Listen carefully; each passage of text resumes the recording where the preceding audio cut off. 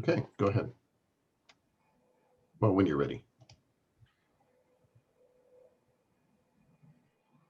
Okay, hello everyone.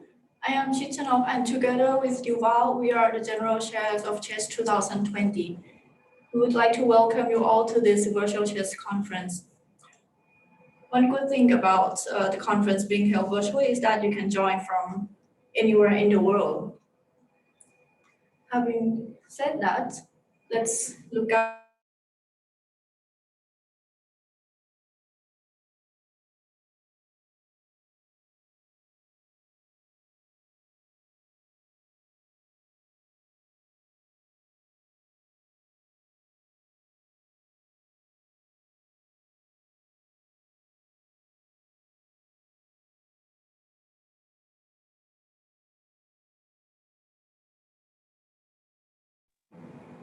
and for those number of participants, they are from roughly 45 different countries.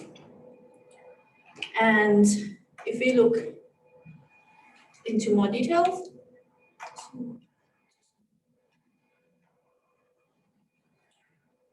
we have the majority of people registered is from Europe, and the rest is roughly split between Asia and America. And if we look at the numbers more closely, so among those in Europe, we have the top 5 countries are Germany, France, Belgium, United Kingdom, and the Netherlands. And from Asia countries, mainly are from China and Japan, and from America, of course, is the USA. Once again, we would like to welcome you all. And for everyone to enjoy this virtual conference, we would like to kindly ask you to follow the code of conduct. So first, please mute your microphone unless you're speaking. And please use your real professional name in Roman alphabet. Imagine that this is served as a conference badge. And please follow the ISAR code of conduct. And we would like to make a remark that each session will be live streamed to YouTube and recorded. And for technical talks, keynotes, and Ask Me Anything session, we use Zoom.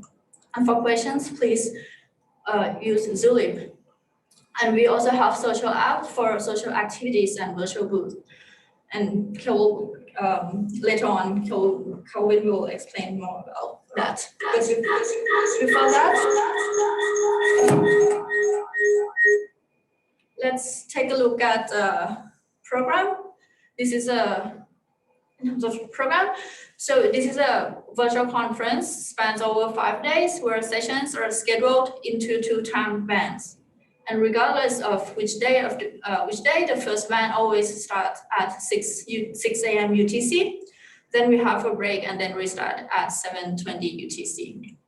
And for the second band, it always starts at 1 p.m. UTC, and then again a break and then restart at 2:20 p.m. UTC. And so these, the ones that are highlighted in dark grays, are for technical program. This spans over 5 days. And what I wanted to highlight here is that we have the session on Tuesday at 1 p.m. UTC. We have a best paper award in that session. And we also have keynotes. The first one will be on Monday and the second one will be on Thursday. And of course, we have round sessions. And in that round sessions, we will be announcing a best paper award, test of time award, and capture the flag winners. And we also have time for social activities. And mainly it will be at the end of each time band, each day and each session of the time band. And what is new for this year virtual chess is that we also have Ask Me Anything sessions, which Yuval will explain more on what that session is about, and I will hand it over to Yuval. Thank you, Chichanok, and thanks everyone for joining us. And the Ask Me Anything we want to have the opportunity that we usually have in real life conferences of meeting people and talking with people and meeting the leaders of our community. And we try to emulate that here with the Ask Me Anything sessions. So we have the opportunity to meet people and ask them questions. It's Ask Me Anything, so you can ask anything you on Zulip and get the answers back on Zoom. However, this is a bit qualified, so anything is about professional career, views on the field. Please don't ask about exercise regime, and definitely don't ask about things that are covered in the code of conduct. We would like to thank the companies that without whom we couldn't have run this conference. So our gold sponsors are Qualcomm and UAE and Rambus. These companies also have virtual booths at the social app.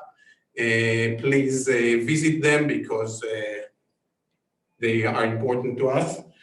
Also to encourage visits to the sponsors, we will be distributing these some beautiful Chess 2020 official shirts to visitors. It will be at random. This is also to encourage people to use the real names because we will not be able to find you if you don't use your real name. We also have 6 silver sponsors, Crypto Experts, NXP, PQ Shield, OSR, Riskure, and eShard. Thanks to the silver sponsors as well. And more thanks. A lot of thanks to Kevin McCurley and Kay McKelly, who are running all the infrastructure that enables us to enjoy the conference. I don't know how this would have been possible without their help. I would like to thank the Chess Steering Committee first for giving us the opportunity to run this conference, to chair this conference, and for the assistance throughout the process. The IACR Emergency Committee for, I believe that it was set up to handle the COVID situation, but was immensely helpful with the arrangement, and particularly during the time pressure that we had for organizing a conference at a short notice. Program chairs, Amir and Mehdi did an excellent job in getting us a nice program, and I'm sure everyone is looking forward to see the program. Peter Schwabe managed the site, the website, and allowed sharing this information with you. We thank our guests and hosts for the Ask Me Anything sessions, volunteers who will be giving shirts, and of course, all the authors, speakers, and attendees in the conference. This is not the first virtual conference this year, so I will spare you the jokes about coffee and the food. And with that, I will hand over to Kevin, so he will present the social app. Thank you, everyone, and I hope you enjoyed the conference. Hi, my name is Kevin McCurley. I've been working on this virtual conference. This is now our 4th virtual conference for IACR. We probably will have 4 more. I just wanted to mention that we've built a social app specifically for fostering the communication, the kind of hallway conversations we would have during a normal physical conference. And I would encourage you to join this. There's a link from the program that goes to this application, and you can then select from one of the video conference rooms to join. And there's also some chat within this application. And I've tried to use some backgrounds to highlight the beauty of Australia. And so we can, and of UCSB. So hopefully we can have physical conferences in the future, and you can think about your tourism then. It also has the Zulip chat embedded into it. It has the program embedded into it, and a whiteboard so you can fiddle around and draw some things. I invite you to have a nice conference, and I leave you to it.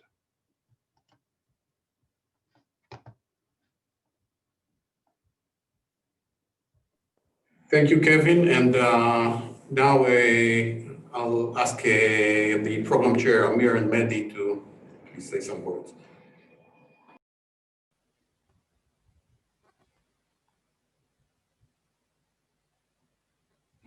So Amir, do you want to start? So otherwise I will. So thanks everyone for joining the conference. So I mean, it's a bit unfortunate that we cannot meet most of you in person. I wish we were all enjoying a nice time in Beijing right now, but hopefully that's going to happen next year. And in the meantime, I think we have a strong program this year. So please enjoy the talks. So of course, as has been said, so you can find longer versions pre-recorded on YouTube.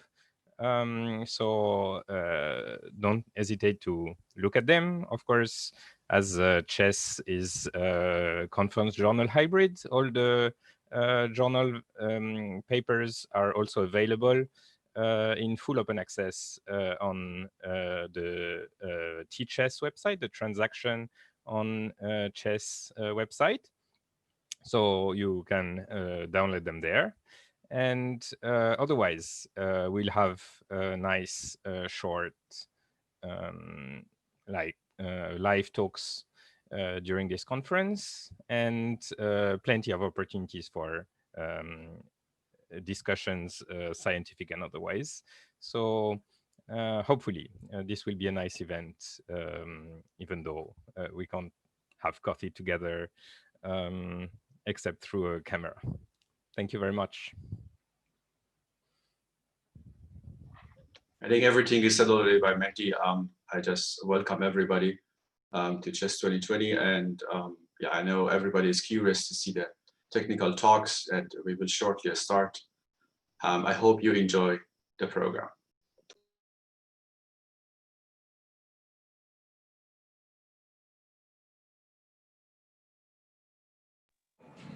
Okay, that brings our opening remarks to a close. I believe we have about 8 minutes to the start of the first session.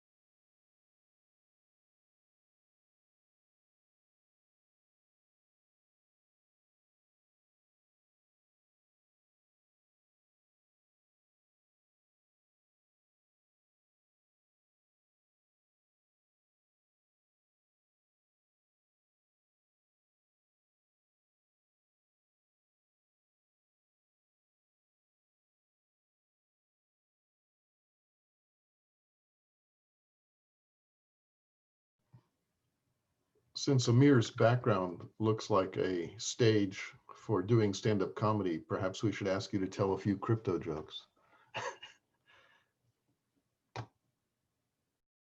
I'm very bad in jokes, Kevin.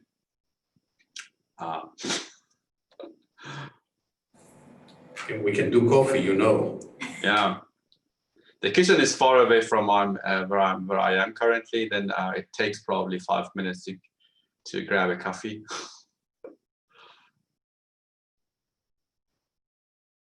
But just want to mention something, if everybody is listening, as Kevin already mentioned, that we ask everybody to have the full professional name in Zoom here. Sorry, it was mentioned by Tishanok, by the general coacher. This is what we currently see, that a couple of participants do not have the full name. Then when somebody has a question, we don't know who is asking the question. It would be nice if we see exactly who is the participant. And also, what I found probably is misleading is Kevin already talked about the social app, and you may have a problem finding the link to the social app. I'm just saying that you go to the program and then you try to find a social gathering, I think. This is the first probably session after Ask Me Anything today on Monday. Social gathering, and then there is a link, join the party. There is actually the link to the social app.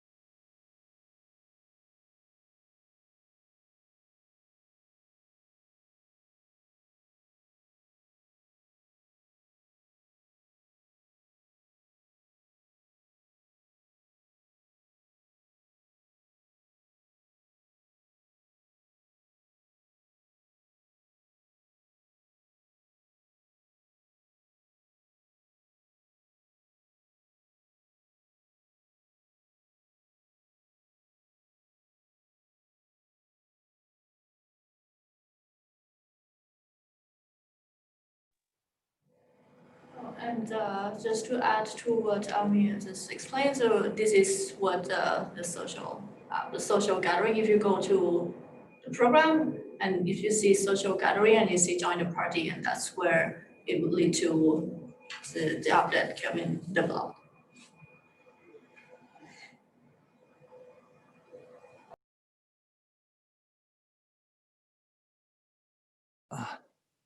Yeah.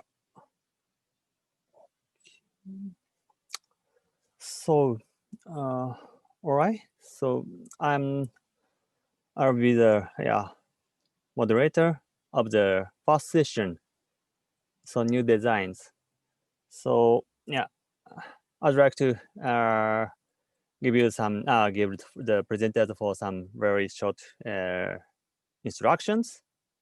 And and Elif is here. Hi. So yeah, I and Elif will serve as the moderator. Yeah. So the topic will be given by consists of the 5 minutes talk plus the 5 minutes Q and question and answer slots. And this is another standard Zoom web meeting, so any participant can talk on without permission. So please be sure to turn off the mic and the videos while you are not making a question. And you can also ask Nana, as mentioned, that you can use the Julep chat system to post a question, or I guess you can also use a chat on Zoom to ask a question or any technical questions, right? So let's move to the first talk. The first paper, the title is Fixed Slicing, a new gift representation, fast constant time implementation of gift and gift COFB on ARM Cortex-M. And Alexandra Admunciari from NTU will give us a talk. Let's see. Yes, can you hear me? Yeah, okay, yeah, I can hear. Okay, I'll share my screen. Oh, maybe it's quite okay. Yeah, it's working. Okay, fine. Hi everyone, I'm Alexandre, and I will introduce our paper, Fixed Slicing, a new GIF representation. This is a joint work with Zakaria and Thomas from NTU Singapore. So our paper discusses software constant time implementation of the GIF family of block ciphers that was introduced at CHES 2017 with two different block sizes, GIF64 and GIF128. And it is actually used in several NIST Lightweight Crypto Run2 candidates. And these block ciphers are substitution bit permutation networks, which means that the linear layer only consists of a bit permutation. It makes GIF a hardware-oriented design, since the linear layer only consists of bit wiring. But on the other hand, it's quite difficult to implement it efficiently in software. And our paper fills this gap by introducing a new GIF representation called Fixed Slicing that makes the GIF block cipher software-friendly on microcontrollers. So this figure illustrates 4 rounds of GIF64. So each round first consists of a nonlinear layer where 4-bit test box is applied in parallel, then the bit permutation, and then the XORs refers to the addition of the round keys and round constant. And here, each color refers to a slice from a bit slice implementation point of view. And the bit permutation has the special property that all bits within a slice will always arrive at the same position within an Xbox computations. So for instance, it means that all bits within the red slice will always be SBox first input bits. And the same property also for other slices. So the 64-bit permutation can be seen as 4 distinct 16-bit permutations that have to be applied on each slice independently. And as I said before, so computing this permutation in software will be quite a mess. We will have to deal with a lot of bit masks, shift, and ORs to move those bits around. But actually, one can take advantage of the fact that all the 16-bit permutation orders are 4, which means that after 4 rounds, we have all the bits that are back at their original position. And so by taking advantage of this property, we were able to introduce a new representation that we call fixed slicing. And so it consists of fixing a slice to never move. So in this example, we fix the red slice, and we only adjust the other slices accordingly so that the correct nibbles are involved into the SBox computations. So of course, in between these 4 rounds, the output is incorrect. For instance, if I go back to the classical representation, this SBox that happens here will be computed here. But because all permutations are of order 4, it means that after 4 rounds, so we have a correct output and a synchronization with the classical representation. And so I think with this figure, it's clear that it will be way more software efficient. It will require like nibble-wise rotation or slice-wise rotations. And actually on ARM processors, we can have 32-bit rotations for free thanks to the inline barrel shifter. So by processing 2 blocks in parallel, we can have the linear layer for free every 2 rounds. So that's quite an improvement. And the same principle applies to GIF128. So it's a little bit more tricky in this case because the lowest permutation order is not 4 anymore, but 5. So we have to consider 5 rounds. But by fixing the blue slice to never move, once again, we are able to achieve a fixed light representation that will be way more software friendly, as it is highlighted by these figures. And so indeed, fixed slicing allows significant performance improvement over knife bit slicing on ARM Cortex-M processors. So we have GIF64 that runs 5 times faster, GIF128 6 times faster, and we also integrated our fixed slice implementations into the GIF-CUFB NIST LWC run to candidates, and thanks to the fixed slicing implementation strategy, it ranks among the fastest candidates on microcontrollers. So all our implementations are publicly available on GitHub, so please feel free to have a look and to make suggestions. And we also want to point out that the fixed slicing implementation strategy tends to be generic, so it may be of interest for your designs. And actually, we applied it to the AES, and it allowed us to reach better results than what is actually reported in the literature for bit slice implementation on 32-bit platforms. So please feel free to contact us if you have any question, and thank you for your attention. Yeah. Thank you, Alex. So Welcome. yeah, let's have a Q&A session. So yeah, do you have any I questions? Yeah, thanks for the talk. You can post your questions to the Tulip page and also here. I haven't seen any questions yet. Yeah, I guess that anyone can just raise a voice. Exactly. Yeah. I mean, by the way, you can also ask the question at other Q&A like parts, let's say. Yeah. So yeah, then I have some questions. Mm-hmm. So yeah, so how did you find the so you need to find the best composition of the permutations that return to the original one in every 4 or 5 rounds. So, and this needs some certain search, I guess. So how, I would like to ask, how did you find the one, and why do you think this is the best one? Oh yeah, so actually, so in the case of GIF64, so we only remarked that all the permutation order were 4. So actually, in my example, I'm fixing the red slice, but by fixing any other one, we will be able to reach a similar graphic with like same nibble-wise or slice-wise rotation. Mm-hmm. So in the case of GIF64, I mean, it was just looking at the lowest permutation order, but because it's 4 for all the permutation, it doesn't matter. And for GIFT 128, we didn't have so many choice because only the blue slice, I mean, only the permutation related to the blue slices was of order 5.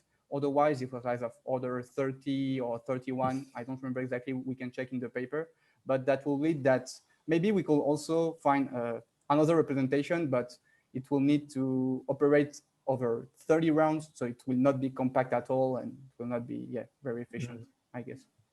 Yeah, thank you. Thank you. We have a question from Peter Schwabe. It's about the fixed slicing technique. So just let me read. To what extent are you using the fast shift and rotates on the ARM Cortex-M? Phrasing differently, what penalty would you expect on architectures without such instructions, like RISC-V? Okay. Yes. So actually, in the case of GIFT, we use the barrel shifter a lot. Like, I mean, for every linear layer, we take advantage of it. So sometimes it allows us to compute it for free entirely for some rounds. But yeah, it depends on the rounds because finally the linear layer is different at each round in this case. But I think it is also quite efficient on platform without with rotation instruction. For instance, you can have a look. There is a benchmark for the NIST LWC project. And I think GIFT CUFB is also one of the fastest candidates on the RISC-V architecture as well. So you will have to pay, of course, some penalty, but it is still very efficient compared to knife bit slicing. Okay, thank you very much. Any other questions? We have like some room for one more question, I guess.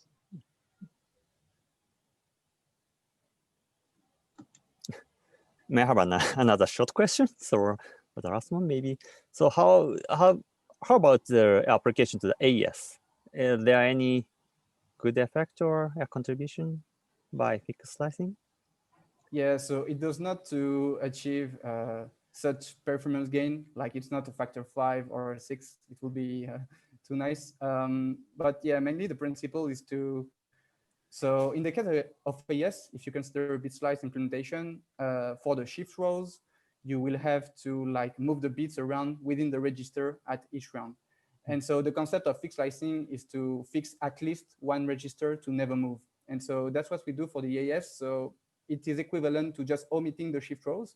So for some rounds, it will be it will have some eye effect on the mixed column, but for the other round, it will be very very more lightweight. So yeah, but at the end, we have like maybe, I don't remember exactly, but around 20% faster results. Yeah, thank you. You're welcome. Thank you very Okay. much. So yeah, it's a time for the end of the question. So thank you. Thank you. Thank you. Yeah. Thank you. Yeah. Okay, let's move to the next talk. The next talk, the title is a lightweight authenticated encryption mode of operation for tweakable block ciphers. And the speaker is Takeshi Sugawara from University of Electrical Communications. So please.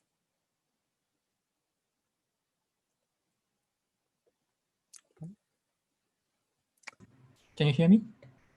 Yes, but Oh, the thank you. screen, okay, yeah, fine.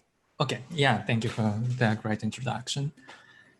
So our motivation is to design an authenticated encryption scheme which enable lightweight implementation even with a side channel attack countermeasure.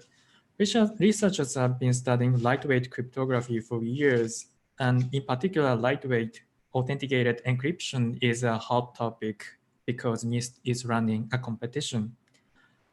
Resource-constrained devices are the main targets of lightweight cryptography, and they can be used in a hostile environment where side channel attack is a problem.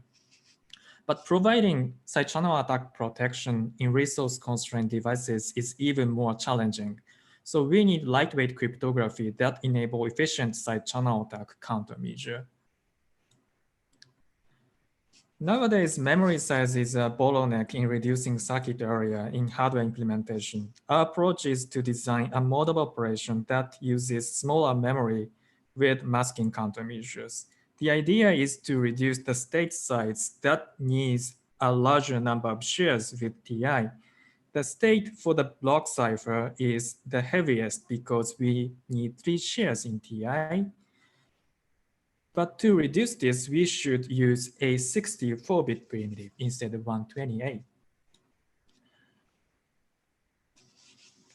And moving from 128-bit to 64-bit block cipher is not straightforward because of the birthday bound security.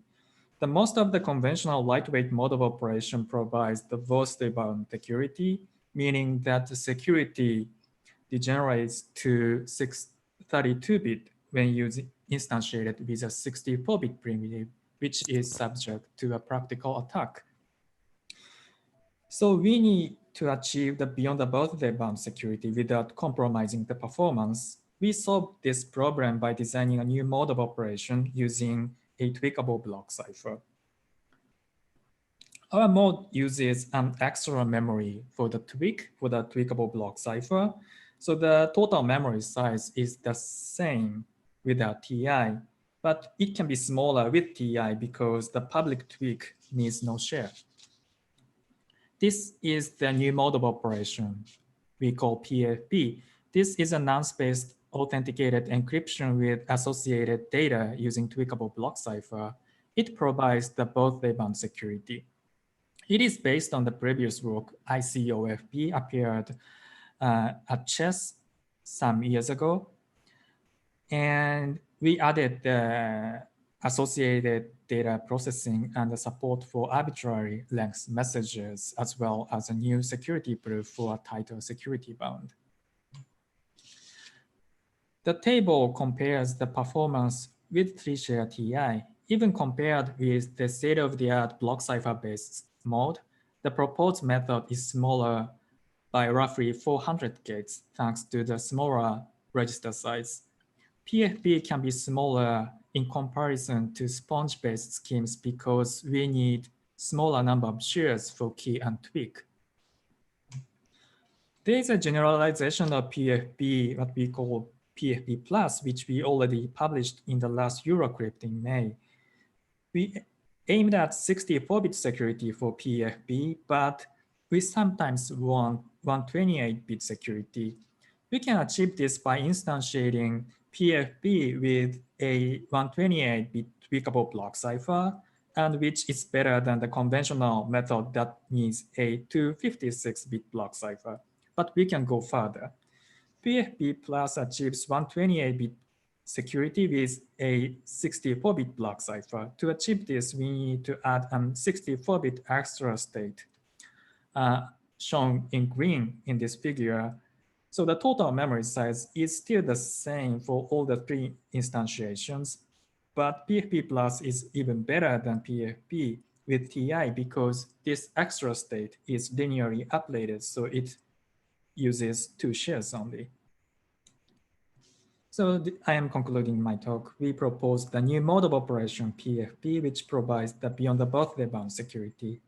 And we can reduce the memory size with threshold implementation. We made concrete performance evaluation, and PFP was the smallest. We think TI-friendly mode of operation has a room for further research, including our extension PFP+. Thank you for listening. Thank you for presentation. So, Thanks for the presentation. Yeah. Are there any questions? I haven't seen any questions on Zulip yet. Mm-hmm. Also, no questions here in the chat. I think it's too early.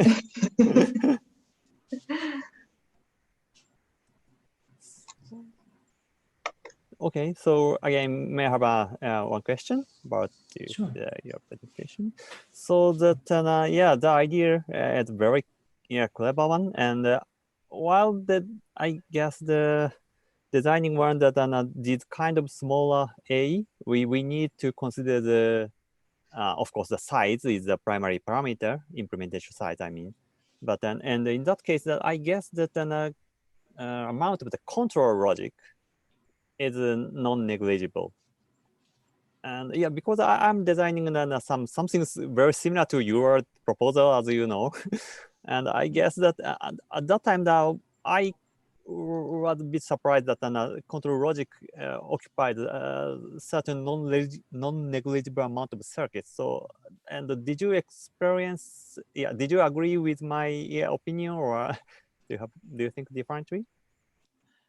Exactly, yes. The control logic usually doesn't appear in a diagram, so people don't usually discuss about it in the paper, but it does use certain amount of hardware resource, especially when we are considering a already very lightweight block cipher. Yeah, thank but you. At the same time, I think that in my sense, it's more like an initial cost rather than something that grows proportional to something like block size or something. Okay. Thank you. Okay, thank you. There's a question from Amir. He's asking you to please explain a bit more about the extra field in the follow-up work. Maybe this slide, right? The extra one I mentioned in the talk is the one shown in purple. And this is the diagram of the mode of operation. And the purple one corresponds to the one here. So it's a tweak. And in our mode, it can be public. And more specifically, we evaluated its hardware performance with Skinny, which is based on the Twiki framework. So basically, it is a, Yeah, I know Amir is a designer of Skinny, but so it's basically a block cipher with a larger key schedule, and a part of it contain the tweak, which is a public parameter. I hope I'm answering to the question. Yeah, I mean, Amir, you can just use chat if there's any unclear points. Thank you. Can you get back to one of the slide that you showed, the extra field, where you're also citing your, yeah, exactly here. Then it means that the extra is similar to the tweak. If you're talking about this green one, this is something external to the TDC. Okay. Like adding one rain in addition to the conventional PFP. But this is not a tweak because it should be separate because you actually made it in 2 shares when you have a TI. Exactly. Right? Okay. Exactly. Good. Thank you. Thank you. All right.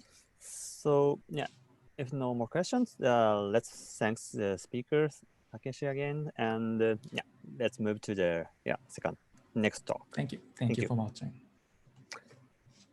So the next talk, the entitled as an TDT, Leakage Regiment AED mode for high physical security applications, and will be presented by Chunguo from UCL.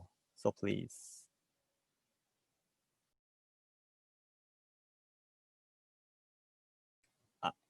Chung, please unmute the mic. Okay. Okay, thank you. Thank you for kindly reminding and for introduction.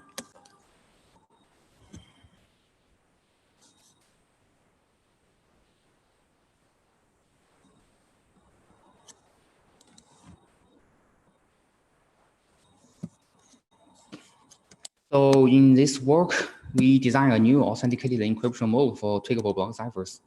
If we use a tweakable block cipher with 128-bit keys, 128-bit tweaks, and 128-bit blocks like Skinny or Deoxys, this mode TDT achieves full leakage resistance or mode level side channel security.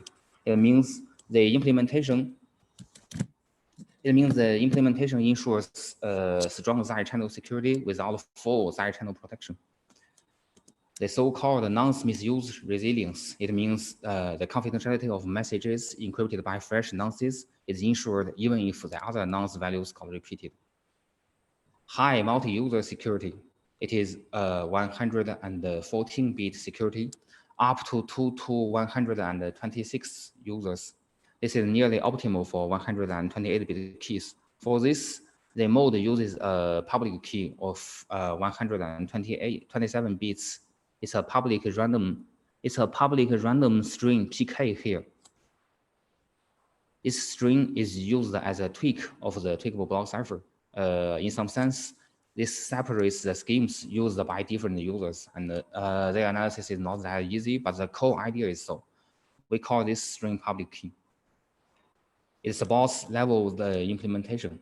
It means we only need to add side channel protections to 2 tweakable block cipher calls here and here, the first one and the last one, and leave the others naked.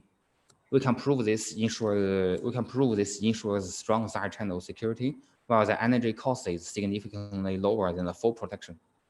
And finally, for better efficiency, it supports online encryption and efficient handling static and incremental associated data. So to understand the claim of efficient side channel security, let's see this comparison. To instantiate TDT, we choose the tweakable block cipher Deoxys as it is based on the AES and they are just very close. In this comparison, the advantage of TDT is to ensure the strongest leakage security in the sense of our previous study.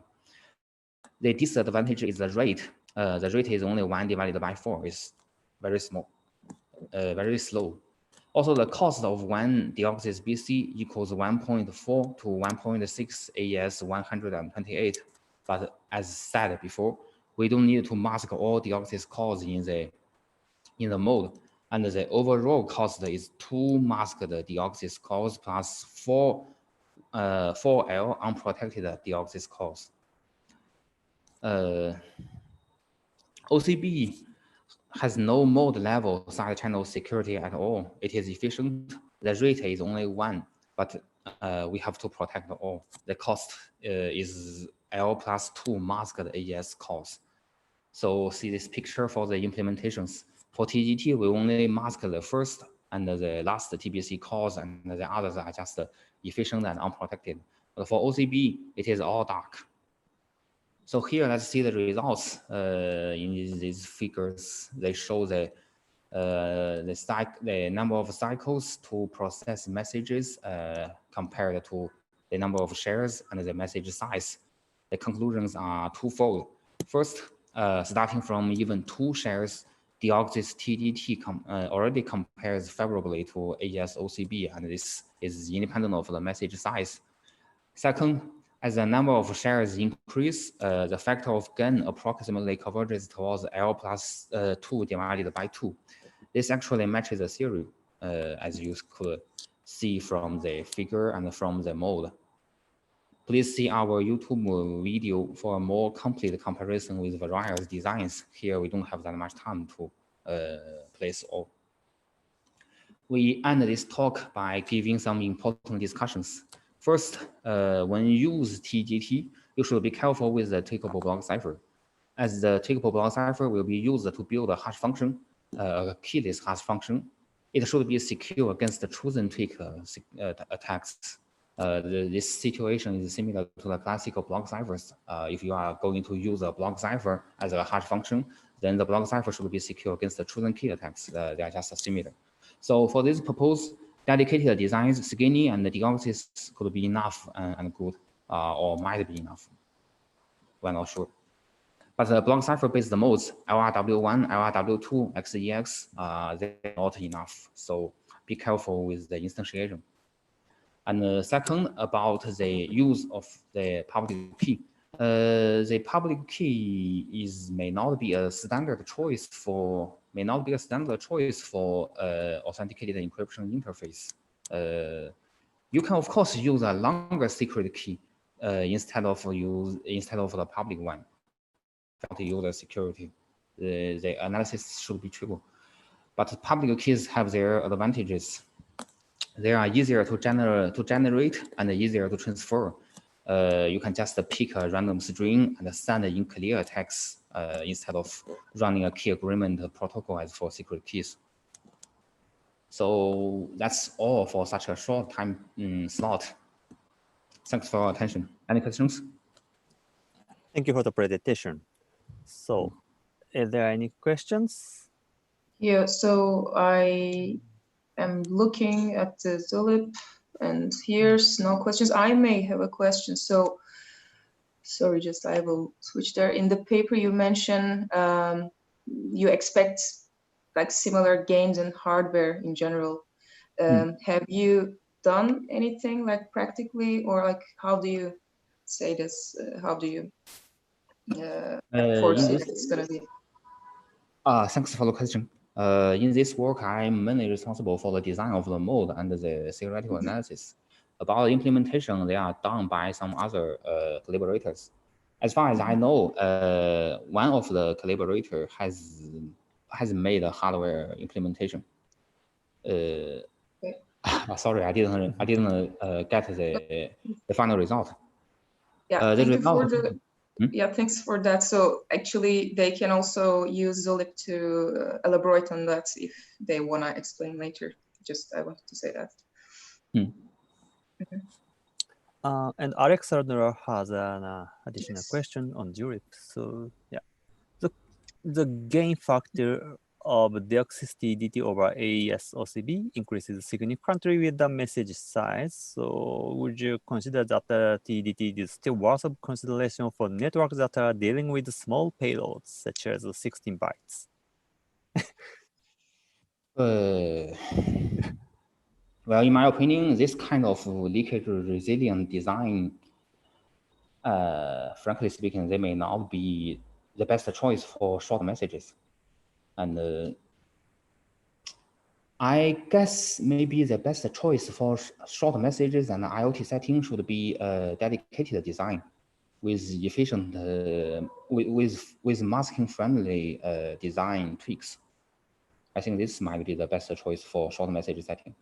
This kind of leakage resilient design should be maybe a good choice for the general setting, I think. But for this one,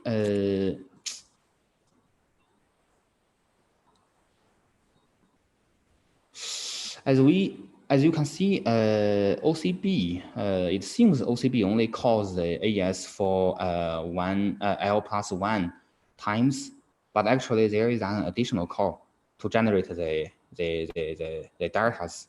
So maybe this is the reason why Deoxys TDT compares favorably independent of the message size, because even for a single message block, there are some additional calls, and all these calls in OCB have to be protected. Thanks for your answer. Yes. Okay. All right. It's time. So yeah, thanks for the presentation, and let's move to the next talk, the last talk of this session. All right. Thank you. Thank you. Okay. So the next talk is entitled by Improving the Performance of the Picnic Signature Scheme. And the talk will be given by Daniel Keras from Graz University. All right. Okay. Yeah. Hi, So please. Yep. Yeah. Yeah. Okay. Yeah, I'm be shortly presenting our work on improving the performance of the Picnic signature scheme. So this is a joint work with Greg from Microsoft Research. And Picnic is a post-quantum signature scheme. And quantum computers are, of course, a threat to existing public key cryptography. And we've heard about the lightweight NIST project, but there's also a post-quantum standardization project by NIST, which tries to find new key encapsulation, public key encryption, and digital signature schemes that are resistant against quantum computer attacks. And Picnic is one of those post-quantum signatures. And it is a signature scheme that is based on proving knowledge of a block cipher secret key, so a symmetric primitive, for a given plaintext ciphertext pair, where this is essentially the public key of the signature scheme. And in the previous rounds of the NIST post-quantum project, there were two Picnic instances, and they used the same block cipher, LowMC, a specialized block cipher for MPC applications and hash functions internally, but they used two different proof systems. And both of these proof systems are based on the MPC in the head approach, where the prover simulates an MPC protocol and kind of reveals a subset of the parties to the verifier so that he can gain some assurance that this was correct. And these two different proof systems have very different performance characteristics. So we can see that for Picnic 1, we have very fast signing and verification times, but the signature sizes are 30 kilobytes in size. Whereas for Picnic 2, the signing and verification times are much slower, but the signature size is around 12 kilobytes. So our main question for this paper is if we can get the performance of Picnic 1 and the signature size of Picnic 2, so the best of both worlds together. And our starting point was looking deeper into the Picnic 2 proof systems. And we discovered some favorable trade-offs. So changing the parameters of these proof systems allows us to trade signing and verification speed for signature size in some capacity. And we found a good trade-off for our use case, where a small increase in the signature size gives a very large increase in the performance. The other parameterization change that we performed in this work is to have a closer look at LowMC again. And LowMC is also not a specific block cipher, but rather a parameterizable family of block ciphers. And we discovered that a specific subset of these LowMC instances with a full S-box layer are actually more efficient in the Picnic scenario, because we need less rounds of security if we only ever reveal this single plaintext ciphertext pair. One problem with this approach is that a full S-box layer with 3-bit S-boxes does not fit very nicely into standard block sizes. So therefore, for the Picnic 3 design, we actually moved to new block sizes of 129 bits and 255 bits, which are multiples of 3.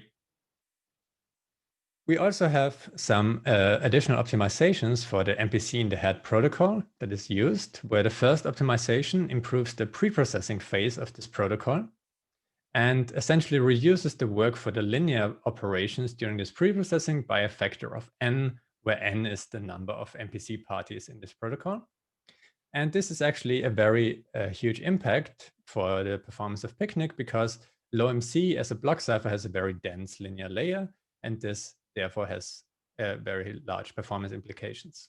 For the second optimizations, we have an improved online phase where we actually also tweaked the pre-processing phase of this MPC protocol so that any linear operations that are performed during the online phase, which are again very large due to LowMC's dense linear layers, are kind of baked into the pre-processing from the start, so we do not have to repeat it during the online phase. And for the last major optimizations, we have an improved output phase where we combine 2 rounds of our MPC protocol, and the communication between the parties in these 2 rounds is combined into a single communication, so we save communication and in turn signature size. Combining all of these improvements into new Picnic 3 parameter sets, with the main changes being reducing the number of parties in the MPC in the head proof system to 16, using a LowMC instance with a full S-box layer, and using all of the presented optimizations to the proof system. And very nicely, the existing security analysis for Picnic 2 is still applicable due to the similar structure of this Picnic 3 and Picnic 2 protocol. If we quickly have a look at the final performance results, at 128-bit security, we can see that our Picnic 3 parameter sets have much faster signing and verification times than the Picnic 2 instance, with the signature size being very comparable at only about 1% larger. So as a short conclusion, we revisited the parameter choices for Picnic, presented some optimizations for the MPC protocol, and proposed new Picnic 3 instances with, depending on the security level, 8 to 14 times faster signing and about 5 times faster verification around all 3 security levels compared to Picnic 2, with the signature sizes being very comparable. We have an optimized implementation, which you can find at this GitHub, and these Picnic 3 instances are also included into the round 3 submission to the NIST post-quantum standardization project, where Picnic has advanced as an alternate candidate in the signature category. And in our paper, you can find some more stuff like optimized instances for interactive verification, interactive identification. So thank you, and I'd be happy to take any questions. Yeah, thank you for your presentation. Okay, is there any questions? Please send your questions to Sulip. Yeah.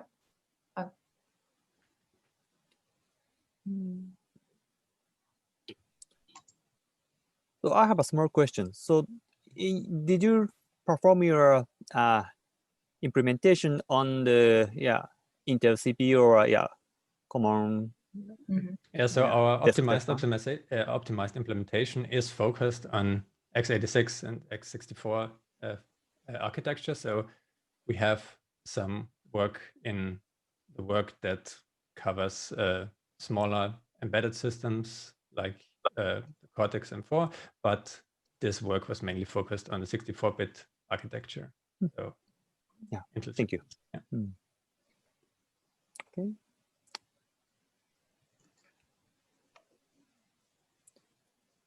Any other questions? Feel free to ask.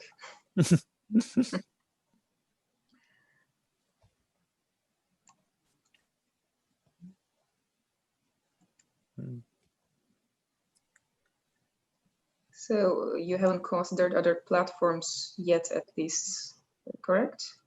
There was some work for the older Picnic variants. So we have one dedicated implementation of this Picnic 1 instance for FPGAs, but not yet for this newer version now.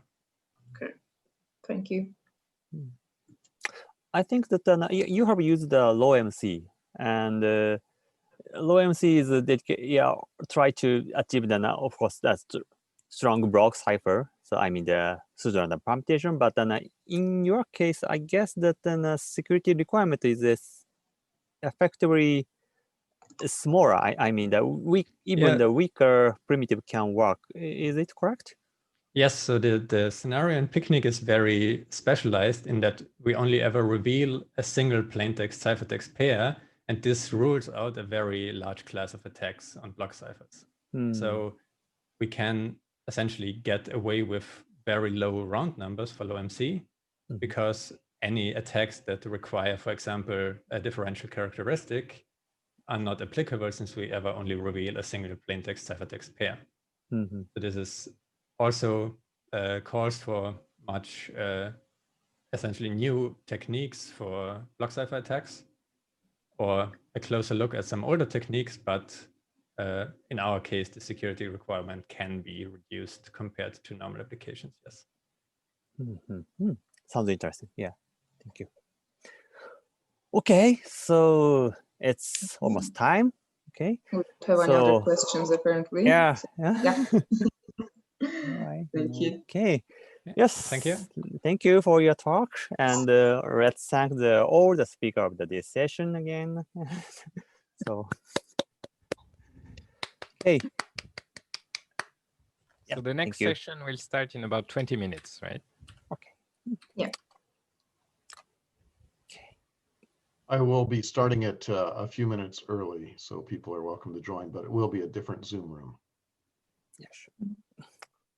Thank you. Right. Thank you. Thank you for participating and yeah, giving a nice talk and interesting questions. Right. Yeah. Bye. Okay. Yeah. Okay. Stop. I'll stop Zoom. Bye bye.